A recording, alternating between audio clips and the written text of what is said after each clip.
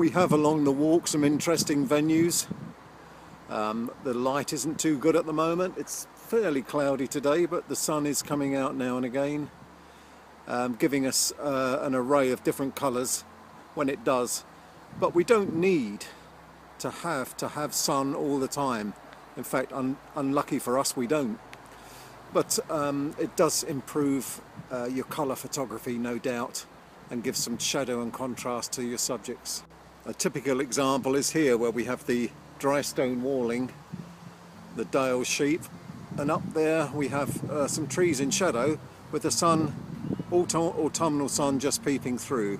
Sometimes looking through vistas across shaded fields to lighter fields beyond, catching the light, can give you some dramatic effects, especially in the winter when there's snow on the ground.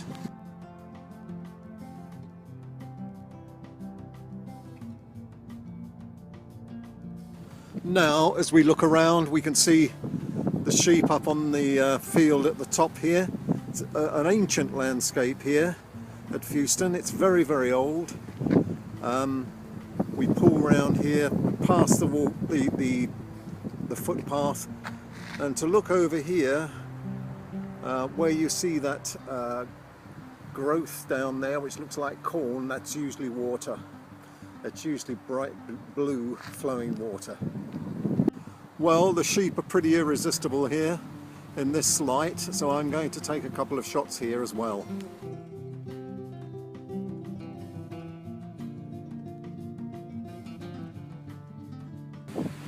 I'm using today my 18 to 55mm Canon zoom lens, which is a size that suits me. It's not wide angle, I don't get any distortion, and I like to be able to choose my subjects on a tighter field.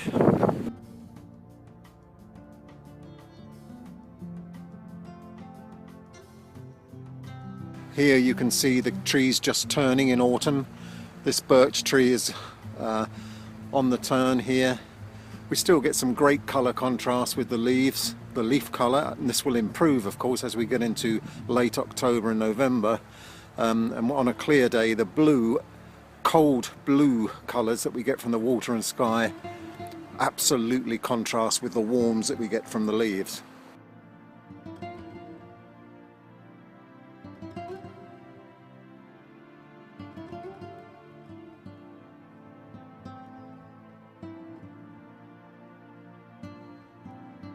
Here you can see an array of wildflowers coming to their end for the summer, and they are supplying us with some interesting textures, and if the sun comes out in a minute, I'll grab a shot from here.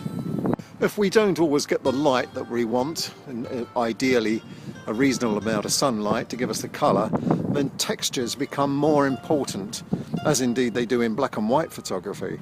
So we can't rely on high contrast or colour to give us our interest. What we're going to do is having to look for textures, shapes and lighting generally.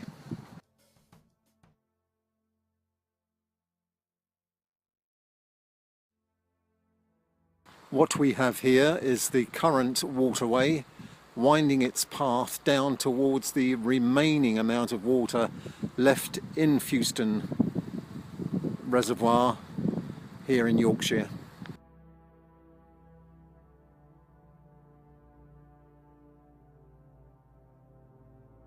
Now I'm going to walk along and see what we can find. It's a little different, as I said, to Swinsty Reservoir in its layout, which gives us different challenges but also different inspiration as well. Here we have a scene where there's some rocks which are usually underwater, exposed, and with some grass and other vegetation growing amongst it, which is making it quite colourful. I'm going to try and get some couple of shots here.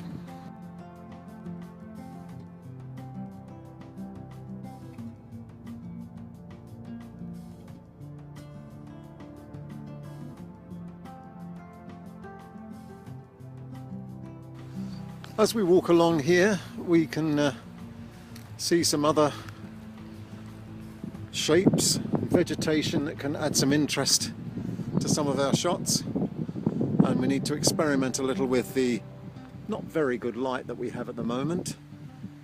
The sun's going in and out and giving us changing colours all the time. I'm going to use this broken, fallen down tree to give me some interest in the foreground shot, and get the water which sits behind over there in the distance.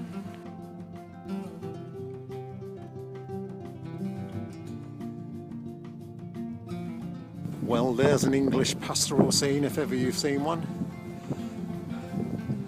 Pastoral symphony with the oncoming clouds, hopefully no storms. Once again, here we have some logs cut from the tree, cut from a fallen tree. This will give me a good subject for a shot because it's full of texture and it'll work in any light.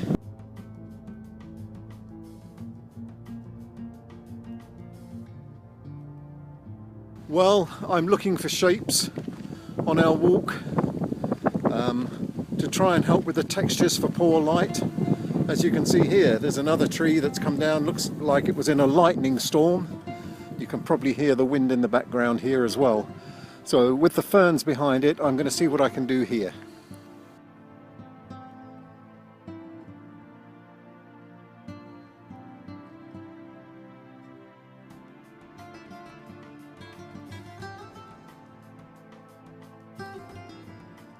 Well, over in the far distance in the field there are some Canada geese that it won't be long before they fly off, and because they're so far away, and if I just wanted to capture them out of interest, I would use a telephoto lens, and I'm going to try one now to see what we can get.